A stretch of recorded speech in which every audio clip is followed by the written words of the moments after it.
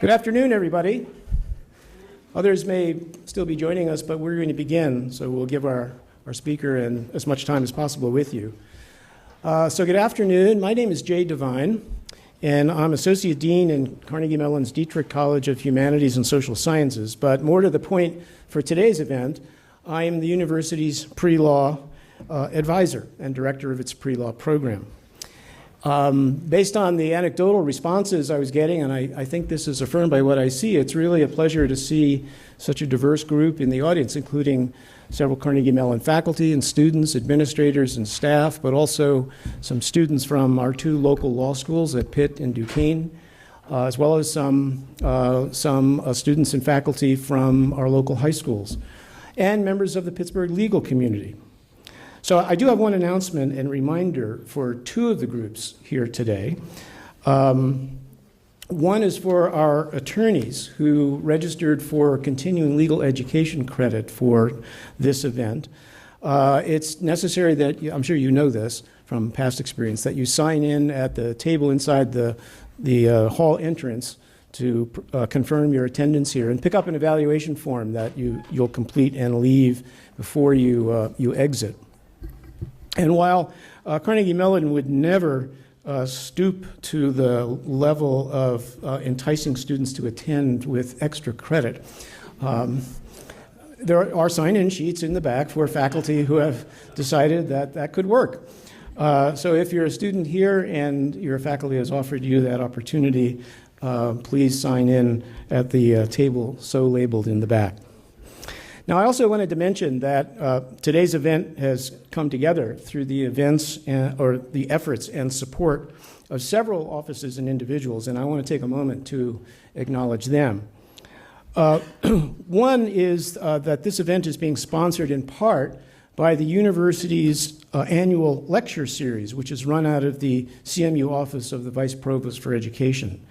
This is a series that features a diverse range of lectures and performances by artists, scholars, and experts invited to Carnegie Mellon by faculty, students, and staff. So our thanks to Vice Provost Amy Burkert and her staff, as well as the Dietrich College Dean's Office staff for their invaluable assistance in planning today's event.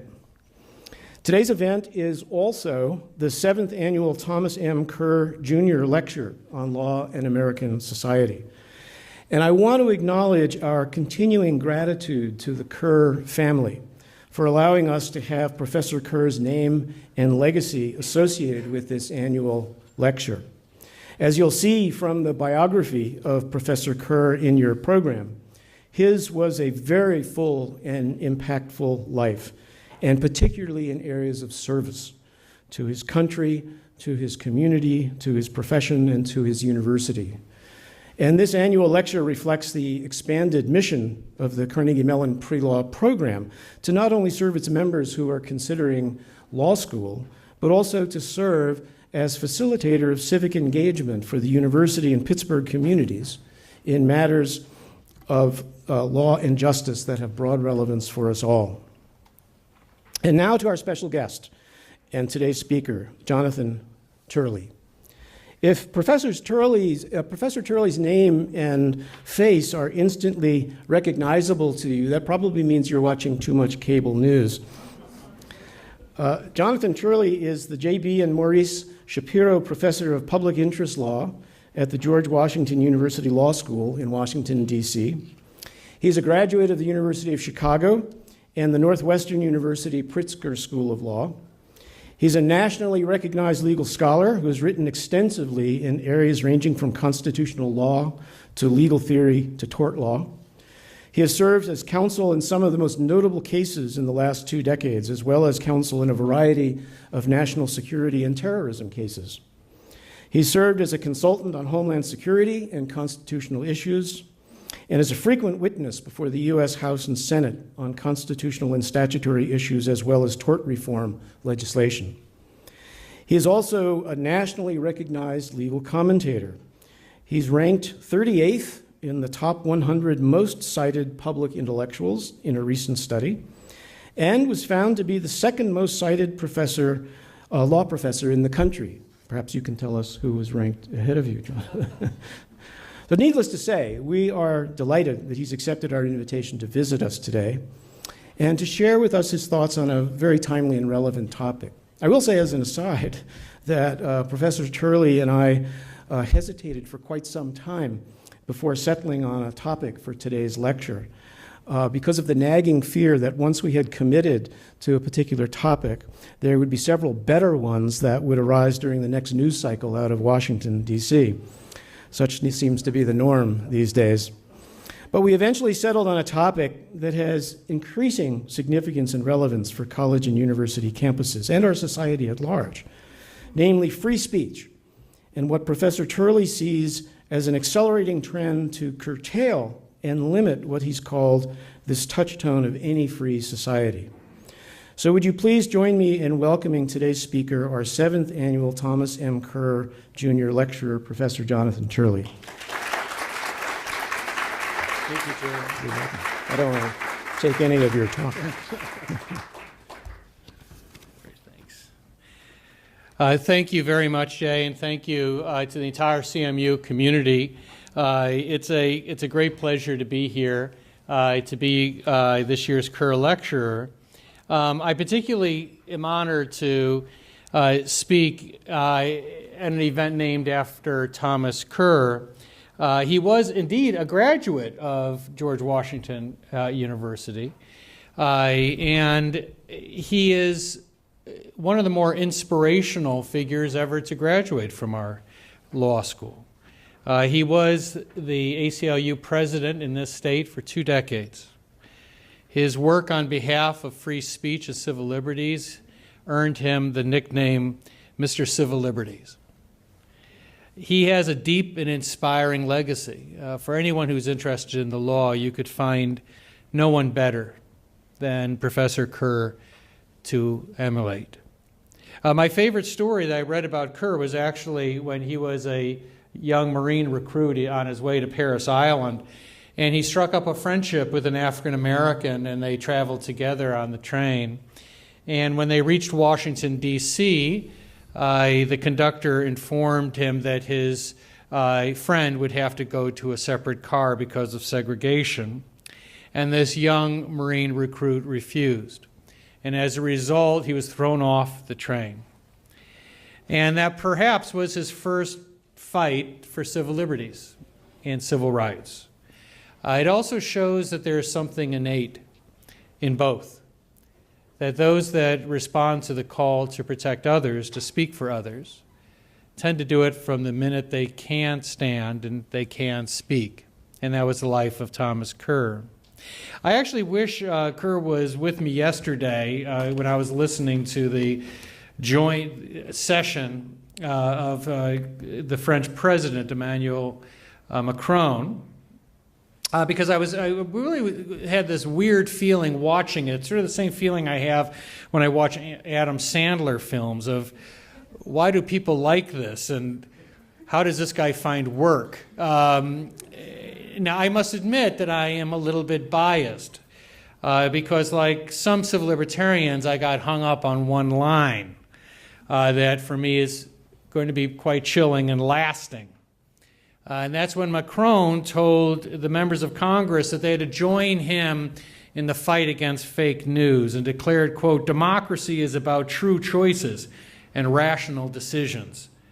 The corruption of information is an attempt to corrode the very spirit of our democracies. Now, since he said democracies, the entire Congress stood up in rapturous applause. They'll applaud any shiny thing. They seem to be completely unaware in this moment of ecstasy that he was referring to speech regulations. He was referring to censorship. And so we had both houses of our Congress, virtually every member of Congress, wildly applauding a foreign leader saying, join Europe in speech regulation. Now, unfortunately, that doesn't surprise me much about Congress, but for the rest of us, we should think very seriously before we join Macron in his call for speech regulation. And I suggest you cast your eyes across the ocean at France and the rest of Western Europe as to what that is likely to bring us. Unfortunately, there is a growing and receptive audience in the United States for greater speech restrictions. They love this idea that Macron says that it's time for, quote, true choices and rational decisions. Now, I don't mean to take anything away from Macron. He was a hit. He planted this beautiful oak tree on the White House lawn, which I suggest we keep. But I think we should send back his advice as an unwelcomed and invasive species. In fact, I think that Macron, like a number of other European leaders in the last 6 months, have appeared in the United States trying to plant the seed for European speech regulation. And that is something that we all have an interest in rejecting. So let's start with Western Europe as to why I am so alarmed about free speech and its position in the world. In Europe, people are regularly prosecuted for speech that is deemed insulting, harassing, or intimidating. Let's start with England. In England, the Home Secretary, Amber Rudd, was subject to a police criminal investigation because she criticized open immigration policies. That, by the way, charge was brought by an academic, which makes this even worse, a professor by the name of Joshua Silver, an astrophysicist. And I loved how he explained the rationale for bringing a hate crime charge against someone who was simply opining on immigration policies. What Professor Silver said is that, quote, some politicians have been using hate crime as an instrument to foster support for their political aims. And he was going to stop it.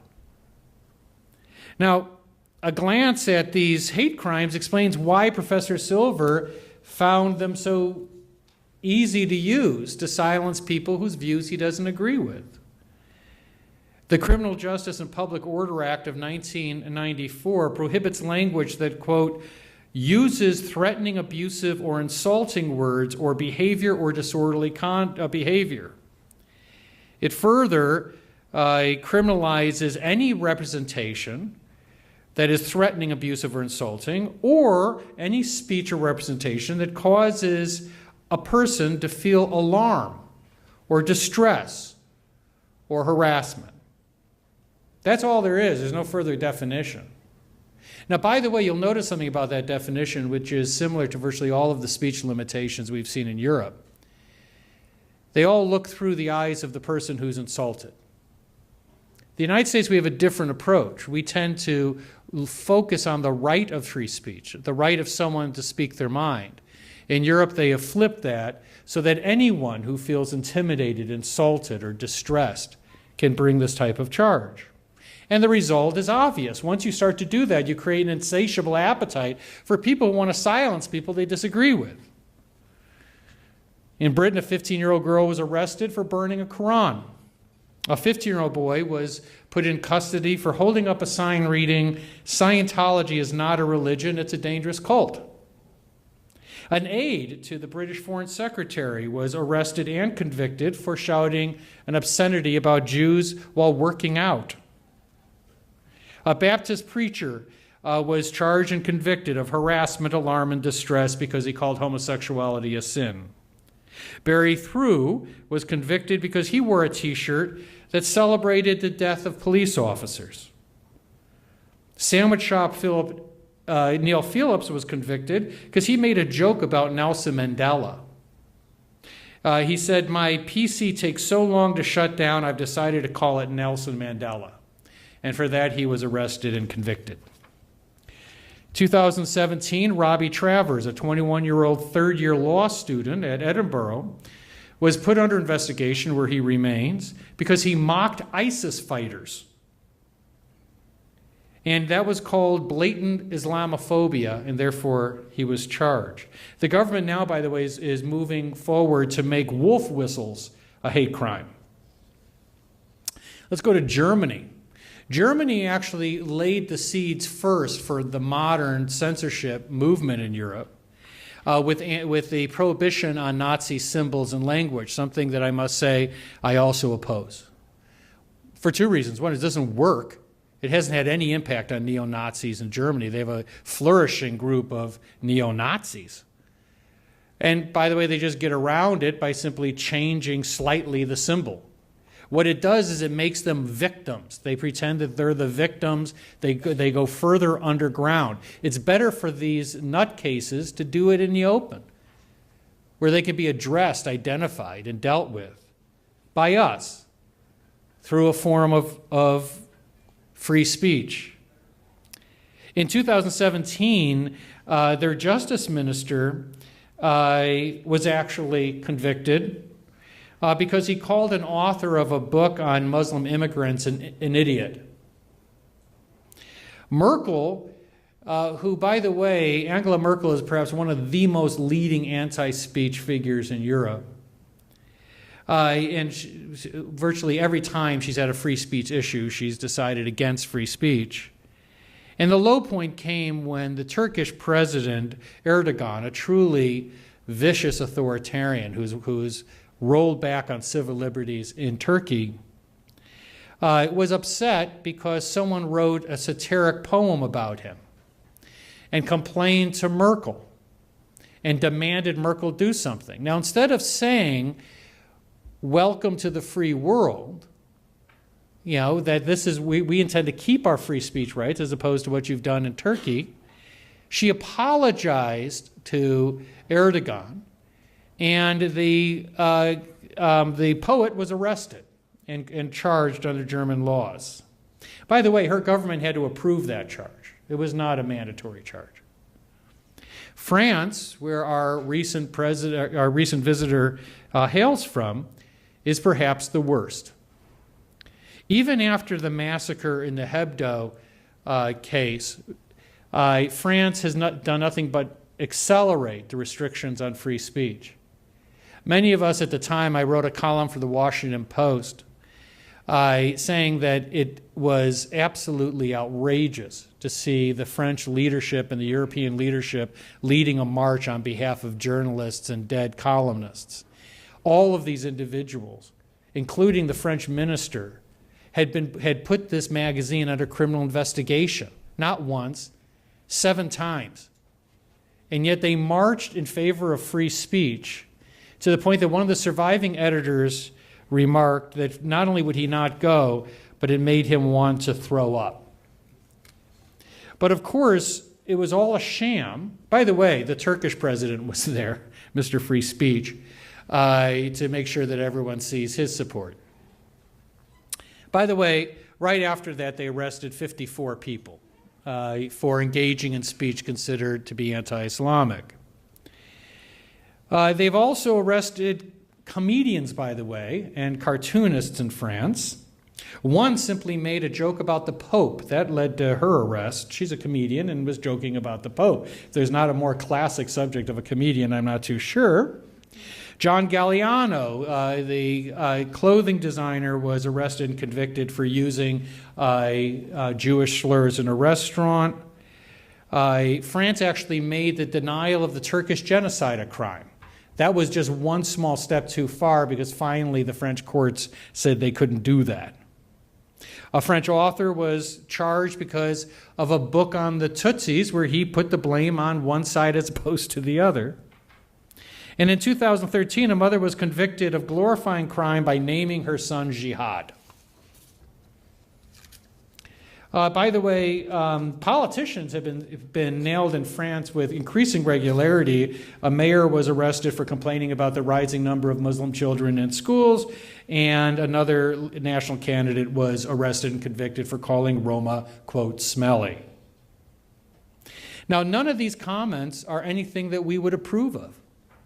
Most all of them are offensive. Many of them are completely ignorant. But that's not the point. We don't need free speech to protect popular speech. We don't need the First Amendment for it. Popular speech does quite well on its own.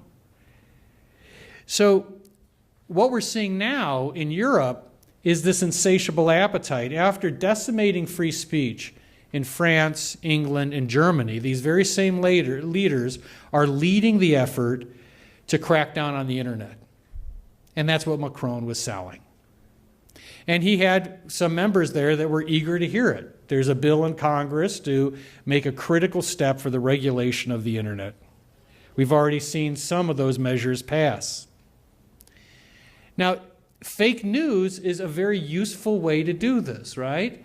You're not really fighting free speech, you're fighting fake news. Who could want fake news? Who could possibly defend that? So in Germany, they've criminalized speech that is fake on the internet so that Facebook and other companies will face $500,000 euro fines for not removing fake news. What do you think they're going to do? Do you think they're just going to rack up that bill, even Facebook, at €500,000? Or are they just going to stop printing things that are considered marginal or unpopular? Remember, what governments consider to be fake news is often news they just don't like. Good example of that can be found in the very first list of fake news. The EU released its list. It was very helpful for those of us on the other side. 3,800 articles were deemed fake news. By the way, any one of those would then be fined in Germany. And keep in mind, by the way, what Merkel's doing in Germany is regulating your internet, because that signal doesn't stop in Germany. So if Facebook or these other sites yield to Merkel, then you just won't see those stories. And so for the first time, we're going to see a country that is going to actually regulate transnational speech. On top of that, some of these countries are also looking at laws that allow them to prosecute people for fake news or offensive speech in other countries. Russia, China, Iran, Turkey are behind this effort. This is what they've been trying to do for a long time. They've been calling all dissidents fake news. And now the West has finally caught up with them. So this list of 38 stories, let me give you one example. It includes an article on the Ukraine that refers to Ukraine as, quote, an oligarch state with no independent media, and raised Ukraine's horrific record with the treatment of Jews. That was deemed fake news. It just so happens that Brussels right now has a very pro-Ukrainian position against Russia. By the way, that article was based on a respected journalist who spent time in Ukraine, and the journalist was citing a respected academic in terms of the historical work. But it's fake news now. And so if Germany gets its way, if the EU gets its way, you won't see that article. So let's go to the United States and why I'm concerned. The United States has always been the bulwark against speech restrictions. We're off the charts. We do a lot of things wrong. One of the few things we actually do right is free speech. This country is based on a sort of classic liberalism, this belief that the solution for bad speech is good speech. And we have always resisted limitations on speech. That's changing. Congress is all in on internet regulations. Recently, a group of college deans published a letter that I consider to be truly offensive. Maybe I could prosecute them in France. The letter actually said that hate speech and offensive speech just isn't free speech. It said that any speech that would spread, promote, create any animosity or hostility has no protection. Think of that. There's a group of college deans saying that any view that spreads, promotes, creates animosity is not protected. Now, fortunately, the Supreme Court rejects the title of their letter, which is hate speech does not equal free speech. That's actually factually wrong. But that is where they want to go. The question is where you want to go. Of course, we're seeing across the country, including campuses, a great amount of regulation of speech. And I have to tell you, I am admittedly a purist on free speech. I'm not ashamed of it. It doesn't change for me if you say that something's hate speech or a microaggression or that it really, really upsets you. It's speech. My suggestion, respond to it. But to go to your government and say, I want you to keep this person silent, you've got to look not just at your motivations, but your means. But unfortunately, we're not doing that. Free speech is now being denounced as a form of oppression. At William and Mary recently, there was a protest that called classic liberalism, and I admit I'm a dinosaur in that respect, as white supremacy. And the interesting thing is that this protest of a large number of students stopped an ACLU speaker, you guessed it, from speaking on free speech. Antifa is a decidedly anti-free speech movement. The Antifa Anti-Fascist Handbook basically is a screed against classic liberalism. Its author says that what is rejected is this classic liberal phrase that says, I disapprove of what you say, but I will defend to the death your right to say it.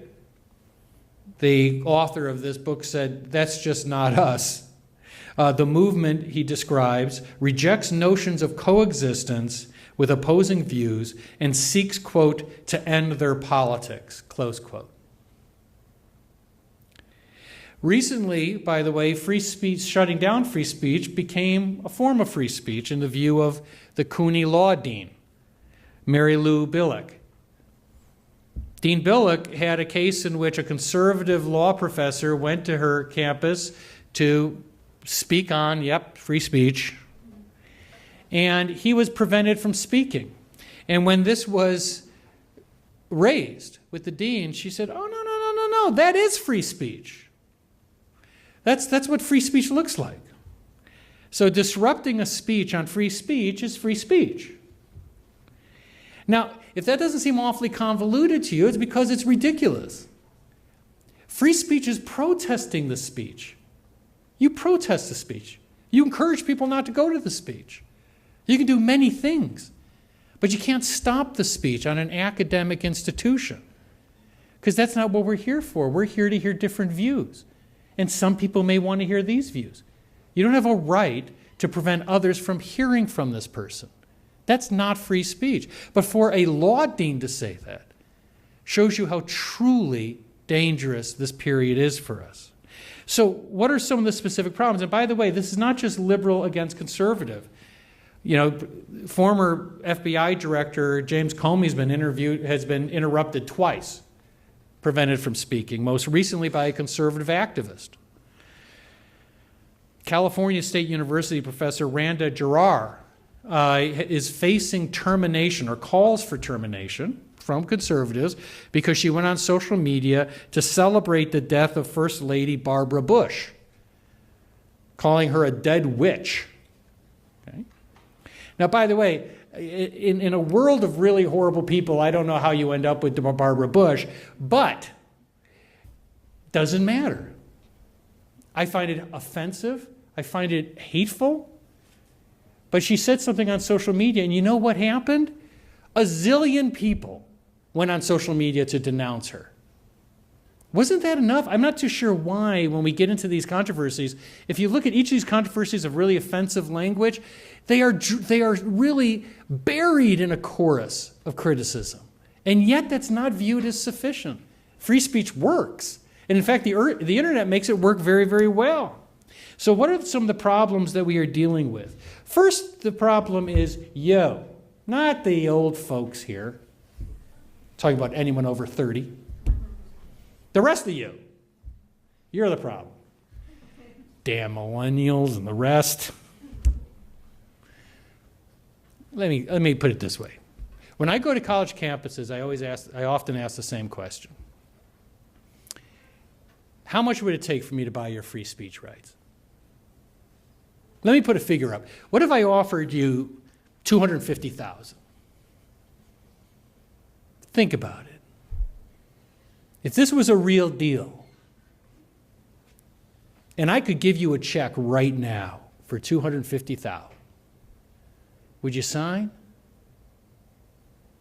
You know, when I've asked students across the country, at first they go, no, but then when I say, look, just honestly, we'll turn down the lights so no one sees you.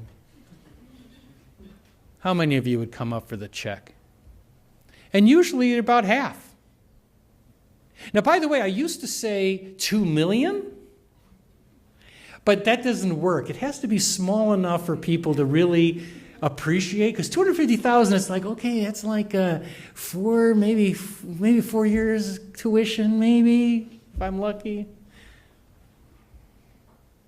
Why is that? Well, it's the reason that the politicians have known this all along. It's why people like me in the civil liberties community always have a losing argument to make. Because they know if they put anything that's not abstract against civil liberties or privacy, free speech, we lose. That's why presidents constantly talk about terrorist attacks in New York, the next terrorist attack in your neighborhood. It's concrete. You can understand that. Some car explodes. But when I say, you better not lose your free speech, you're like, oh yeah, I guess. Recent polls indicate that your generation has the sharpest decline of fealty to free speech of any generation in history. It's a fascinating profile, and it's alarming. Part of it, I think, is because some of us are old enough that we actually saw some of the fights for free speech. Many of the most leading cases came in our lifetime. You didn't. And a lot of millennials view free speech as a sort of means to something, right? It's something I use. And the reason some of you, and I don't fault you for this, are thinking 250 grand sounds good is because after I made that offer to you, I think some of you probably thought, when was the last time I used free speech? I mean, really? And so to you, once I quantify it in that sense, it's not nearly as pressing. So here's the problem. How you ask the question determines the outcome, particularly for your generation. If I ask if you value free speech, 90% of you will say, yeah, right? If I say, how many of you, value hockey, even those of you who don't even watch hockey will say, well, I value it in the abstract. I wouldn't want hockey to disappear. I'm a Blackhawks fan. This season, I could deal with hockey disappearing. Then the same poll said, where do you put the importance of inclusivity? The number came back almost identical. It was in the 80s. Now that's the problem. Once we put inclusivity next to free speech, bad things happen. So when the question was raised of what you value more, 53% said inclusivity. Because that's real. It's your inclusivity. Less than half said free speech. The biggest danger in the United States is that affinity, or lack thereof, of free speech will be the death nail to this defining right. Because it's already happening. Free speech in the United States is not likely to go the way of France, Germany, or England. Those countries delivered body blows against free speech. And to my continual amazement, because I speak in those countries a lot, and I talk to civil libertarians in those countries a lot, to my amazement, there has not been a hue and cry among the public. And I think, for example, in England, the public is fully aware that free speech is being reduced dramatically, and there just simply is not much of, it doesn't really tend to resonate with the public. So where's the threats coming from the United States? First and foremost, you're not going to have a direct attack on free speech as long as we keep the First Amendment. Okay? But that doesn't mean that it cannot be weakened. And I'm putting aside changing of the Supreme Court. Although I have to say our Supreme Court historically has been pretty good. Of all the fields they have really messed up, this is the least messed up. Because this is one core value that conservatives and liberals on the court seem to accept. So where are the dangers coming from? From the edges. What are called collateral crimes. A good example of that's Innocence of Muslims. You know, this was the film in 2012. It came out. It was a lousy YouTube film, sort of low grade, but it still resulted in a lot of deaths, burnings of churches and stuff like that. And all of the nation's leaders, as usual, came forward and said, we believe in free speech. This person has a right to this type of film. The leader of that was Barack Obama, said, you know, free speech in the United States is protected, and we are going to continue to protect it, no matter how unpopular it is. And then the next morning, the maker of that film, a guy by Nicola, was shown on national television in cuffs being put into a detective's car. So how does that fit? President Obama just said, we protect free speech. Oh, that's because he was arrested for basically parole violations. And we were told it really doesn't have anything to do with the film. By the way, for those of us who do criminal defense work, how did all the cameras find out that he was going to be arrested that night?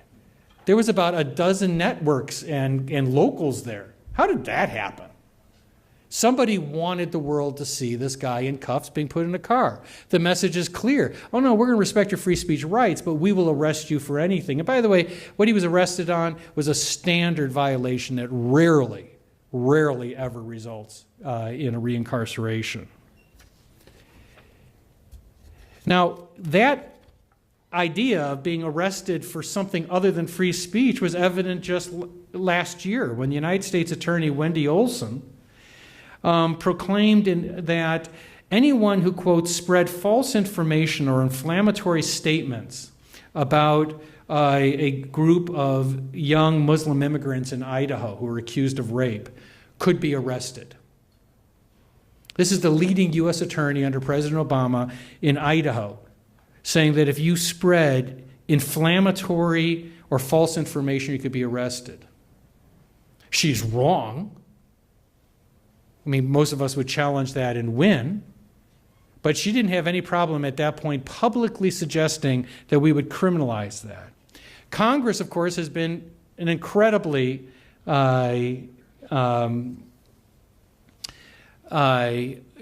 inconsistent supporter of free speech. Congress passed the Stolen Valor Act, one of the stupidest acts in history. It wasn't stupid because it was trying to achieve. All of us are ticked off when we see people wearing military medals they didn't earn. That's a terrible thing, right? There's not many of them, by the way. I looked into it. It's surprisingly few, because I'm usually convinced that most of us are just nutcases, and that we do stuff like that. But it's not as common as people suggest. But what's really interesting is that there's this group of people on the internet who do nothing but nail these guys. Like, because everyone has like a thing, right? And there's a group of and these guys are really good. They just go through the internet looking for anyone wearing a medal, and they start researching where the medal is. They zero in on the medal, whether it has a cluster or non-cluster. It's amazing. And they identify these people and just shred them publicly, right? They become just absolute pariahs. And so the Stolen Valor Act was introduced. Many of us spoke against it in front of Congress and said, look, this of course would be blatantly unconstitutional. Okay, you cannot charge someone for saying a lie. That's what you're basically doing, is you're criminalizing a lie, but the lie doesn't necessarily have a financial or pecuniary benefit.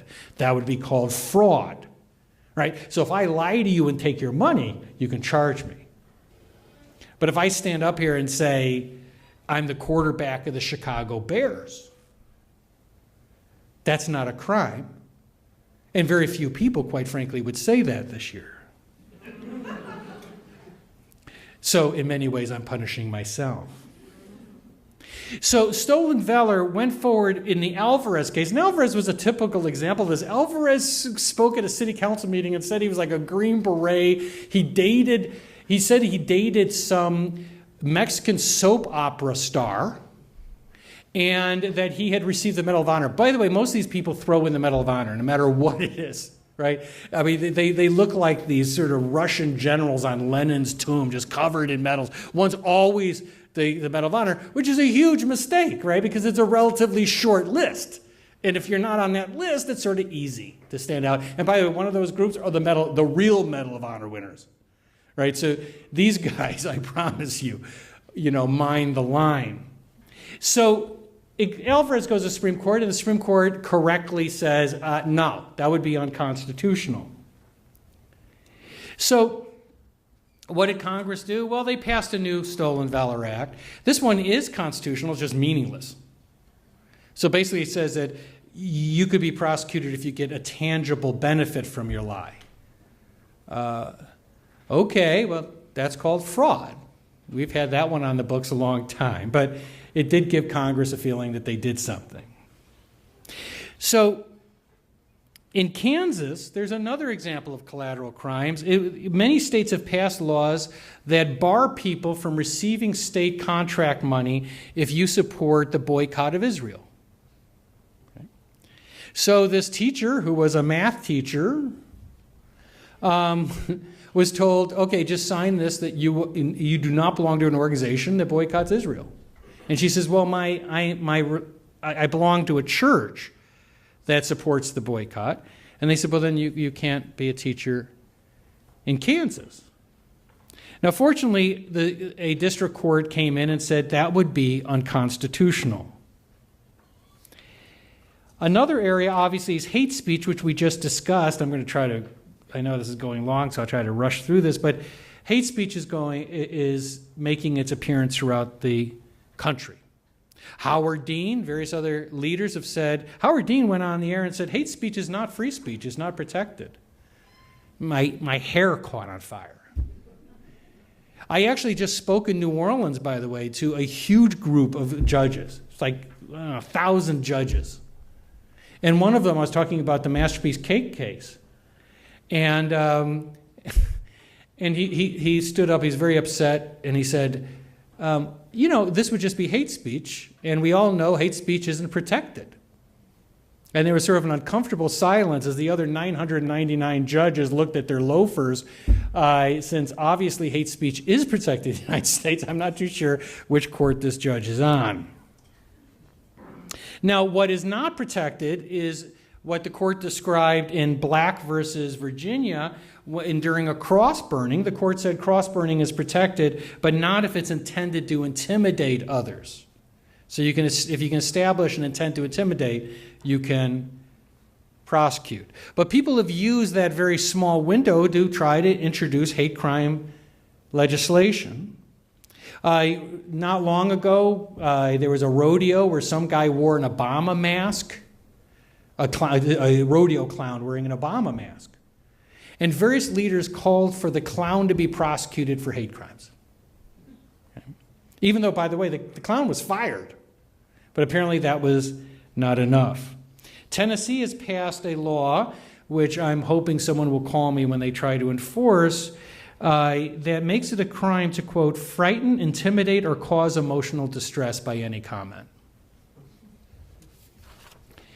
Violent speech is another area of concern.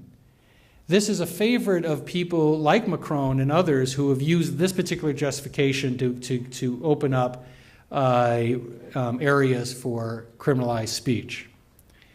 We have a case which I've always been very critical of called Brandenburg versus Ohio. And in Brandenburg, the Supreme Court said that you can prosecute speech if it is encouraging imminent lawless conduct. Now, I've been a critic of that my whole life, and I have a leading Brandenburg case going towards the Supreme Court now called El Tamimi. It's a terrorism case. But El Tamimi was prosecuted for statements he made at a dinner after 9/11. Now, for those of us in the free speech community, we've long maintained that speech alone is not a crime. Actions are crimes. Now, you can have speech that is a form of action in a sense of a conspiracy, but the fact of the words should never be a crime. But this is an area where we're seeing a lot of interest, and this is very much the European influence. There's even been an uptick in blasphemy suggestions. During the Obama administration, the United States switched its position in the United Nations and said that it would support an international policy of criminalizing blasphemy. We had long rejected this. It had been pushed by some of the most anti-free speech countries on earth, like Saudi Arabia, Pakistan, Iran. But it was justified, you'll recognize the term, by incitement. And so what they did is use the Brandenburg language and said that if you say bad things about religion, it's incitement and therefore can be criminalized. Fortunately, that did not go through, but it still represented a change in the United States. Now, finally, we end up where we are, and that is campus speech. And this is pretty much where I think the problem is growing. Across this country, speech is being regulated by universities. More and more speech is being declared hateful or discriminatory or harassing or microaggressive. Just recently in Boise State, Professor Scott Yenner was charged with hate crime because he published a criticism of radical feminism. Last year, California State University Professor Greg Thatcher showed the opposite of the danger of restricting speech. He actually led his class outside to wipe out chalk statements by pro-life students and said that I can do this because you have no right to speak on campus. This is not a free speech zone. No one bothered to tell him there was no free speech zone at his school. That had been eliminated years earlier, thank God. But you'll notice the juxtaposition of this. We're not only limiting the speech of others, but there's a sense of entitlement to silence others, and it's not just coming from students. The worst case involved feminist studies associate professor Miller Young at the University of California at Santa Barbara. She led her students out of her class, and they destroyed a pro-life display of 3 young women who were there to, just speak in favor of pro-life positions. She was convicted of assaulting one of them. Now, I wrote so many columns on this because I am still in disbelief. I thought assaulting students would get you fired. I just thought there were a few things you weren't allowed to do, Instead, the faculty rallied around Miller Young and even called the pro-life protesters terrorists, and that she was right to keep off hate speech off of campus. Recently, Princeton professor Lawrence Rosen canceled his class because he asked the class was on racist language and oppressive symbolism. And so he brought up one of the most important terms in that area of study, which is the N-word. And he asked, how should you treat that? There was a complete riot, and his class was he said he voluntarily canceled his class. Many people felt that he should have been charged with a hate crime for raising academically this as part of a language and oppressive symbolism class. Now, I favor my alma mater. Actually, it's interesting. I actually have 2 alma maters, University of Chicago, Northwestern. And they are on the far ends of this spectrum. At University of Chicago, the president sent out a wonderful letter a few years ago that I wrote a column about. And basically, he told the incoming students, welcome to UChicago. But for those of you who are looking for safe zones and other protections, I think you should reconsider and not come to Chicago, because we don't protect people against ideas here. We don't protect you from being insulted. We have a community dedicated to ideas, and that involves some really bad ideas and bad speech. But you will not find protection from ideas in this university. It was one of the most important letters, in my view, in my lifetime that has come from a university. Across the city at Northwestern, the president took the opposite approach. He's been all in on speech regulation, to the point that he had a sociology professor last year who had a class on immigration. And so he invited an undocumented person, she invited an undocumented person to speak about what it's like to be undocumented, which is a great idea. And then the next day she invited an INS person to talk about that perspective. Now, when I heard about that, I was like, that's a cool class. That's a good idea. You can get some very good discussion. Now, when the INS person showed up, a mass of students blocked the door. And so what does Northwestern do? Instead of going, excuse me, this is an academic institution, that's a classroom, and they have a right to hear what the professor is about to say, and she has a right to teach her class the way that she feels is most beneficial for her students. But more importantly, you don't have a right to silence people just because you don't like what they say. So go away.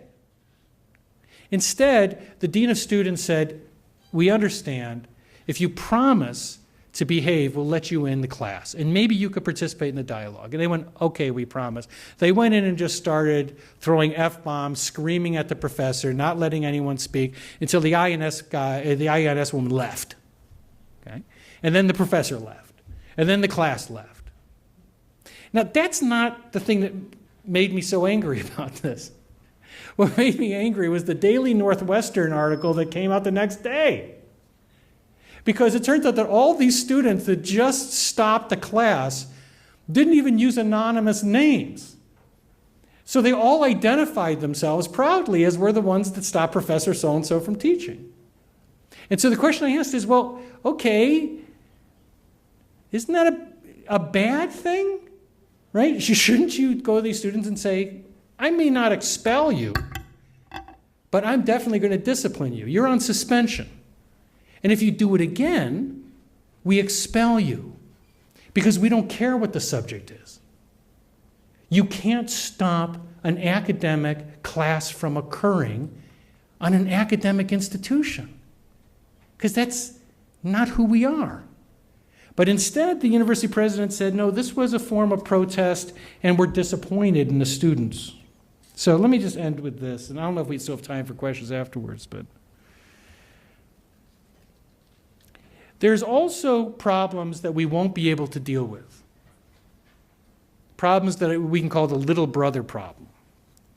So the First Amendment doesn't protect you against private owners who are denying free speech to their employees. That one is a tough question. And we can't stop people from doing anti-speech things. Yale University Press was going to publish a book, they did publish a book called The Cartoon That Shook the World. It was about that cartoon that led to all of the killings because it showed Muhammad in a disrespectful way. So right before the book went to publication, Yale called the author and said, we're just not going to publish the cartoons because we find those to be troubling and possibly hateful. And the author legitimately said, wait, the book's on the cartoons. And they said, no, we understand that, but they can probably get that on the internet.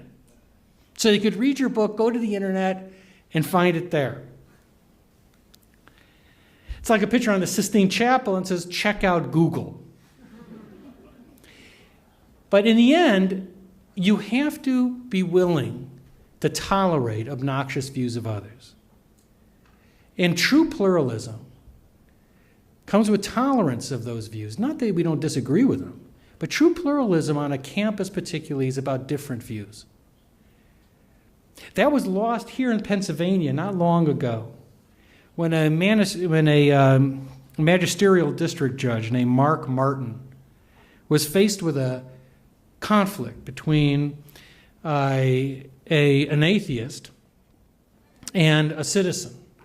The atheist had participated in a Halloween parade dressed as Zombie Muhammad. By the way, his friend dressed as like some equally disrespectful Pope image, right? So these are basically atheists who are expressing their view about religion. One of the people in the crowd was Muslim, took offense, and assaulted the Zombie Muhammad. Okay? So he ends up in front of this judge, and the judge said, I have no doubt the incident occurred. And then he proceeds to give a tongue lashing to the victim. And he said that a costume like his would have led to his execution in many countries under Sharia law, and that he had served in the army in some of those countries. And he said, the atheist, his name was Peirce. He said, Peirce's conduct, quote, fell way outside your bounds of First Amendment rights. He added, our forefathers intended to use the First Amendment so we can speak with our mind, not to piss off other people and cultures, which is what you did. Free speech is precisely about pissing people off. That's its value.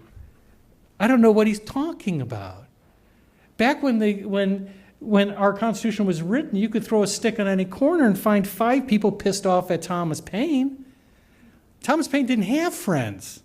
Neither did John Adams, didn't have many himself. First Amendment's there to protect unpopular speech. So here's what I'm going to end with. My students often ask me, sometimes ask me what I think is the most influential or important statement by a framer. Because they always expect me to say Madison because I'm a Madisonian scholar, and it's true, I think Madison is bigger than Elvis. But actually, the statement that I think was the most important to me among the framers was made by Dr. Franklin when he was coming out of the convention, and many of you have probably heard this statement, in Philadelphia. When a Mrs. Powell went up and asked him, what have you wrought, Dr. Franklin? Is it a democracy or a monarchy? And Franklin looked at her and said, it's a republic, madam, if you can keep it. To me, that's the most chilling words ever uttered in this country, because Franklin knew that every democracy has the seeds of its own destruction, that every generation has to renew its commitment to those founding principles. It's a republic if you can keep it, and you'll lose it if you don't. That's what the fight of free speech is about. And it's not going to be for the old codgers and I. Not anymore. It's going to be up to you. Will your generation keep it? I hope so. I happen to believe so. But you're going to have to stand up soon and fight for the principles we're talking about. And that's free speech calling you right now with an incredibly festive ringtone. Joe, I want to stop and ask for any questions, or we're out of time. You want questions? I'll tell you anything. Who's sleeping with who in Washington? Truth about Stormy Daniels? The real truth. Yes? I raised my hand earlier about who's willing to sell for $250. Oh, were you going to collect the check? I think $250 is probably too low, but we're also talking individual to individual. I wouldn't sell to a government anything, but I might sell to you, for example, $1 million my right to use specifically homophobic language or something like that. I wonder if more pressing in free speech isn't the right to defend sort of chauvinists and the right for the First Amendment to piss people off, but to support intellectual conversation and engagement. Framers talking about the way to frame and being able to speak. And Why? Why is that the most important? than pissing people off? No. Why is it more important to support intellectual conversation? Than language about chauvinism? Yeah, how do you define intellectual conversation? Oh, matters of, matters of anything aside from these specific sort of bits of targeted language against an individual's sort of liberty and ability to feel free and comfortable in his space. That's I pretty think there's other more important matters of free speech when we look at sort of talking fake news, the sort of specific algorithms and way that YouTube, Facebook, social media companies manipulate the way that information is received to a person might be. Well, you have me there. The problem is that once you start talking about protecting intellectual content, the question is who makes that decision? Macron has an answer. He does. Right? If you look at the French and English laws, they're very generally written like it protects intellectual conversations, they do so in language. But it's just up to the government as to what crosses that line. The greatest danger to free speech is the chilling effect on speech. It's not that the government's going to necessarily knock on your door, it's the threat the government may knock on your door. So I have to reject that. I mean, as you can probably guess, I take a different view from that. Yeah? Yes, question concerning the right to be forgotten that the European courts have found. That helps preserve privacy, another key right. But the indirect effect, as you suggest in a different context, Professor Turle, is many forms of speech or reportage, such as who committed a murder, who's a sex offender, somebody involved in a tax dispute, somebody who's accused of domestic assault. If all those things are forgotten, and Google and Facebook or any other entity can't report them because of a European court's finding of a right to be forgotten, does that have implications for free speech because of that worldwide impact of that? But I'd love to hear your comments on it because it's a fascinating area. Yeah, it is a fascinating area. And the question, in case you didn't hear about it, is there's a move in Europe. The European courts have supported the right to be forgotten, this idea that you have a right to sort of scrub the internet of certain things. And many in the free speech community oppose that because it obviously is going to result in curtailing speech about past events and individuals. It's not that it's not a real problem. Look, it is a real problem. If you do something on the internet, it's there. It's running at Rockingham for the rest of your life. But the solution is worse than the problem. The solution that you're left with without this type of change is that you try to put on the internet countervailing information, but you cannot get away from your past. And in some cases, that's pretty cruel. Like I was really in favor of this guy who, if you remember way back when at Chick-fil-A, a guy abused this poor kid who was working in the window because the owners are homophobic. It started screaming at her. It was really a horrible video. All of us wanted to kill this guy. Okay? It took a lot to make me sympathetic. It turns out he still hasn't gotten a job like 20 years later. Because he's the guy at Chick-fil-A. Who the heck wants him, right? So there is this feeling that you get trapped in the internet. But I think that this is the wrong approach to take. And by the way, the Europeans are also going in so many different directions. They're conflicting. For example, the European courts are stripping away anonymity. So a student union successfully went against Twitter to force Twitter to reveal people who make anti-Semitic comments. And the United States courts have also stripped away anonymity when there's a civil lawsuit. And so that's having the opposite effect of exposing people who were normally protected by anonymity. I know you indicated, and we're talking about government because that's what really regulates speech from the constitutional perspective. But I'm also very worried, and someone mentioned, I think earlier, about speech being controlled by corporate entities and algorithms. Because it does seem to me that, and I'm not sure how we do this, and I'd like to know your thoughts of it, but it does seem to me that the Googles, the Facebooks, the Twitters of the world with their algorithms can find very effective ways very quickly to suppress speech in a way that we might not, as civil libertarians, care for. No, I think that's exactly right, and I'm sorry if I didn't address that part of your comment. Facebook's a serious problem, and the conservatives are right on this one. That it seems like a very high percentage of those people kicked off Facebook seem to be conservatives. And some of them, when you look at the reason they're kicked off, you're like, what? I mean, there's a real opportunity there for content-based regulation. So under the Constitution, whenever you do content-based action as the government, it triggers a very high review. But what we're seeing now in the little brother cases like Facebook is direct content-based regulation, but they're doing it with algorithms. And what you put in is what you get out. You put in garbage, you'll get garbage. And it's having a real impact. What's missing, in my view, was an effort to really have this dialogue with Facebook and to seriously raise this issue of, is it better to eliminate voices from Facebook or YouTube as opposed to adding voices? Because once you start to eliminate voices, you don't stop. There's always someone that's going to be upset with that YouTube video or that posting. And that's what we've seen. And so they open this Pandora's box. And it's not going to get better, no matter what, Zuckerberg said. It's not going to get better. because you can't do what you're trying to do without interfering with speech. Yes? Do you think government should combat the spread of fake news, and how did they go about doing so in such a way that it doesn't broach the ethical quandaries regarding speech censorship? This may be the most predictable answer you'll ever get in your life. No. Look, this fake news thing, yeah, there's fake news out there. But this may be a generational difference. I've been told that I may be called to testify on this, so I'll give you a highlight of my testimony. What I'm going to suggest to them is they shouldn't call me, they should call a millennial.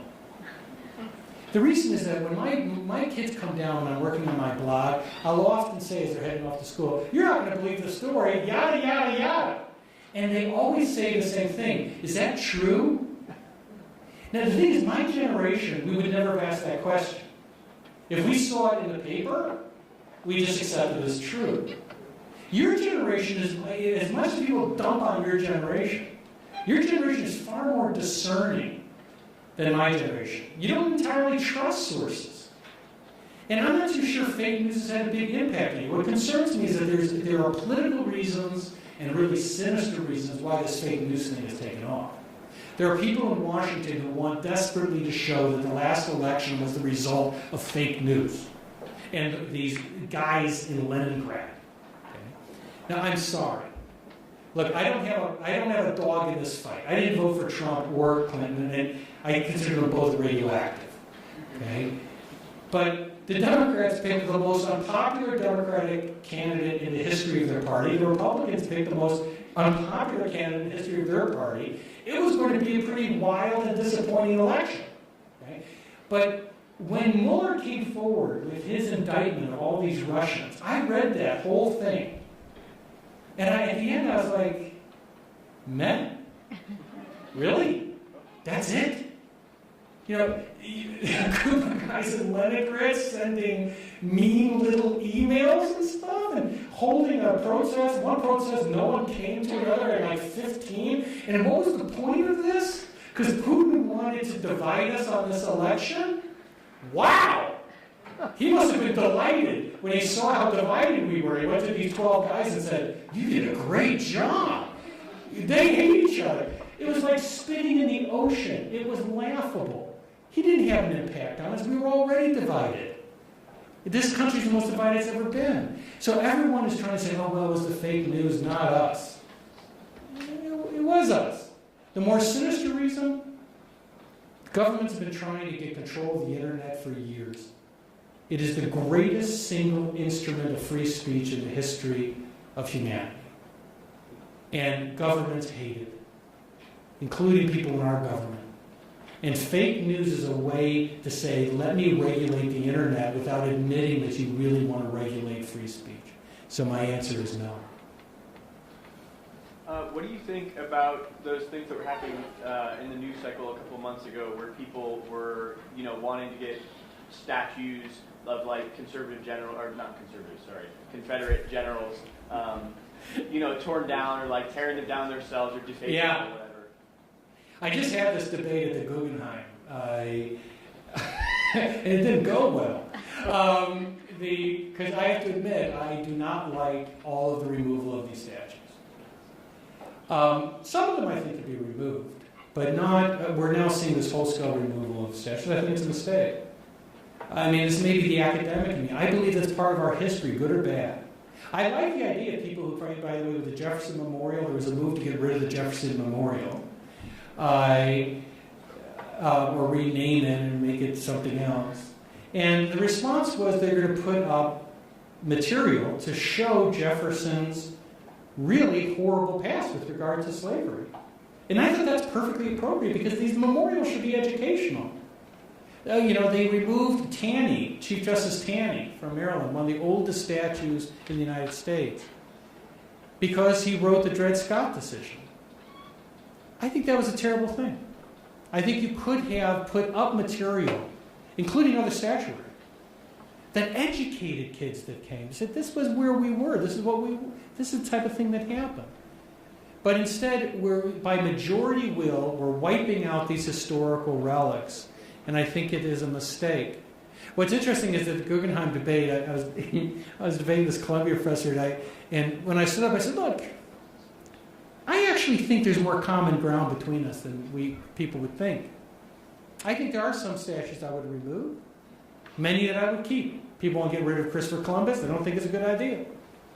You know, there's a capital of the founder of the KKK. Oh yeah, I'd help you remove that one. Okay, because that was his only accomplishment, was to create a hate group. Right?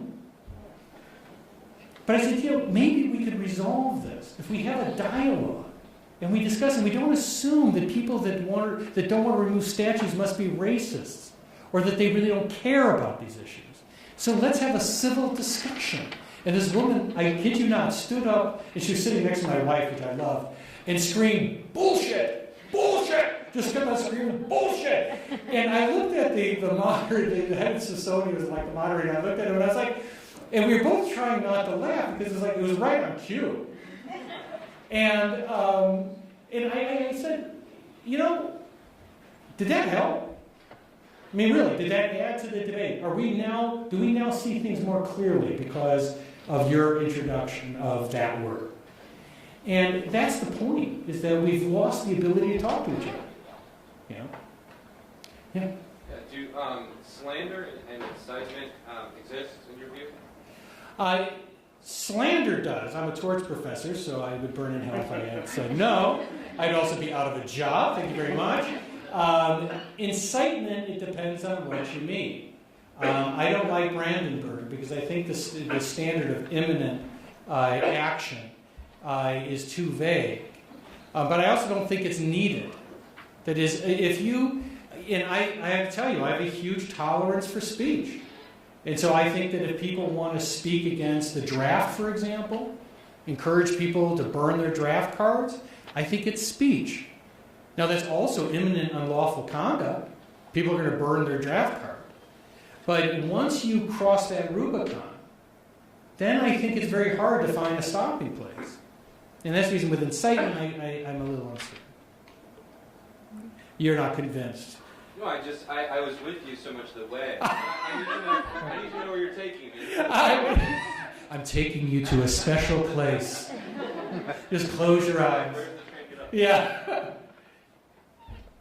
If a law were to be passed that said corporations such as Facebook, Twitter, and so forth are not allowed to censor content on the basis of policy or religion or what have you, would that violate the free speech right? I think it might. I got to tell you, I would feel the same way about that one. I have a real problem. I hate what Facebook's doing, but I'd have a real problem with Congress telling Facebook what it can and cannot remove.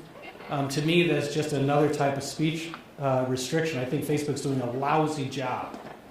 But I would prefer to try to influence Facebook through the market. And maybe, and once Facebook has a viable alternative, a free speech alternative, I think they'll change their view. But I think it's always tempting to fight for free speech by limiting it, and I view that as a limit. How do you feel about, this happened a while ago, but how do you feel about a lot of the neo-Nazis and white supremacists being kicked off Twitter? I got to tell you, I would leave them on. That's one of the reasons I oppose the German laws. I think it was a mistake. I can understand why they did it. I mean, and I don't like this speech. They would gas my family. My wife's Jewish. Her kids are considered Jewish. Our kids, I should say, not her kids. Actually, I watched this buzz. I was afraid it was her. Actually, it turns out that she gave me this I got an Apple Watch for my early birthday, and it turns out it's basically like having a narc on your wrist, because she just is able to monitor everything I do. What a gift. No, I'm against it. But Germany's a good example of this. It just forced those people underground. It made them into martyrs. It hasn't changed anything. They have huge organizations in Germany. And I spoke there and I said, just answer me this. Can one of you please answer that this is successful? You gave up so much. Tell me it's successful. Because you can't use the Nazi symbol. They were going to arrest a play last week because the play had people showing up in costumes. It was a World War II play. It was actually an anti-Nazi play. They're going to arrest him. They arrested one guy who had a Adolf Hitler ringtone. He was arrested on a train. I can't imagine why you would want Adolf Hitler ringtone, but did that really help things? Locking up the ringtone guy? You know, I just think it's foolish. Yeah. Hey, what do you think about the claims that given that Facebook and Twitter have a de facto monopoly status, they need to regulate it in the same way you regulate phone companies or electricity companies? Yeah, that's a really great question. I don't buy it, I'm afraid. Because I don't think that they really do constitute a legal monopoly. Because you can have competitors in this field. I think it's an interesting question. I mean, really it is, because the level of the sheer percentage in which they control is, I think, is alarming. And I think the monopoly issue is not a bad faith issue to raise. But it would be a different type of monopoly, and I'm a little worried about it. This idea that you can have sort of a monopoly over ideas, or at least the expression of their ideas. I'm worried about giving the government that loose of a monopoly definition. The question is there real barriers to others creating, competitors? I don't see that. I'm not an expert in the field, but I don't think it satisfies the type of Sherman Act type of monopolies that we generally talk about. Well, this question may seem too broad, but I just wonder, what if this fashion of anti-free speech just keeps on going? What will happen if it just keeps going without somebody standing out and saying, hey, this is enough? It's not too broad. I think that's one of the more insidious aspects of free speech when it's denied.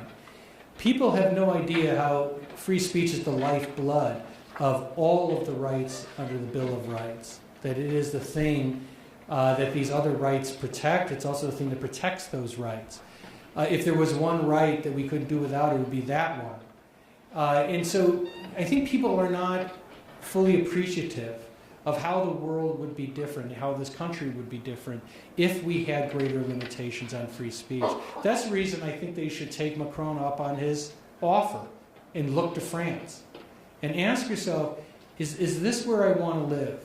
Where I don't know if what I'm saying would be deemed a crime, where I could be prosecuted because someone is offended by what I have to say. Or they have orders now that people can't engage in social media because you said something offensive. Life would be very different. But I got to tell you, I'm a little skeptical that we could defend the other rights if we didn't have this one right. One more question? Yes, sir. What can all of us do as professors or students or alumni to help make sure that free speech remains respected by various universities around the country? All of us decry that, usually each side decries the fact that partisans on the other side shut down free speech on their side at various universities and colleges. But I agree with you, this closing of the mind, or closing of little free speech rights, as I say, usually by partisans on one side of an issue against people who wish to express an opposing or different viewpoint. What can we do in practical terms? So when we think about the people in the audience today, what might they do? I think that's a great question. Thank you for it. I would say there's three things. First, faculty are going to be key here. It's a minority of faculty in this country that have really pushed these free speech limitations. The problem is that they get on the committees, and they push this, and then it becomes really hard to oppose it because you don't want to look like you are insensitive. One thing the faculties can do is they could adopt the U Chicago policy. Actually send that letter. Make that a standard letter to people coming to the school. They should be proud of it. Second, they can get rid of free speech zones and all that ridiculous stuff that people have adopted. That's right. And to say that this entire university is a free speech zone. This is one of the great universities of the world. I mean, Carnegie Mellon is the gold standard. And I had lunch with some of your students, and they get it. And that gets to my second point. The students probably have the most important role to play here. It's a minority of students also that are asking for speech to be shut down. And when I've talked to my students, they say, that's not coming from us. You know, we're not afraid of ideas. The students need to form free speech clubs. And you need to be out there. When people are shutting down speeches, regardless of who the person is, you need to go and you need to argue for these events to occur. Because you believe in free speech here at Pitt, at Carnegie Mellon, that's who you are, that's your identification. There's more of you than I think than this has been portrayed. And the final thing is one for individuals. And that is, stop being chumps. You know, years ago when I was a kid in Chicago, I went to my dad and I said, Dad, the Cubs were going to the playoffs. And I said, and it was rare back then, I got to tell you. And I said, Dad, I got a playoff ticket for $2 right behind the dugout. It's like $7. And my dad said, can I see it? And I looked at it and it was obviously drawn by the kid in my class that I just gave $2 to. And he said, John, I want you to keep this ticket because there's nothing worse than being a chump. Okay? And this ticket, believe me, is worth the $2. Keep it the rest of your life to remind you never to be a chump again. You're not going to go to the playoffs for $2. And you're sure not going to do it with something that your friend wrote on a piece of paper, which, by the way, you can see his homework on the other side. Don't be a chump. Well, we become a nation of chumps, distracted by shiny things. We let people play us. They say, oh, we want to fight fake news, and we let them do it. We're fighting hate speech, and we let them do it. These undefined standards because we're chumps. So let's stop doing that and just stand together for free speech. That's something we can understand. It's something that will combine us, and it's something that in this divided time should unite us. Thank you very much.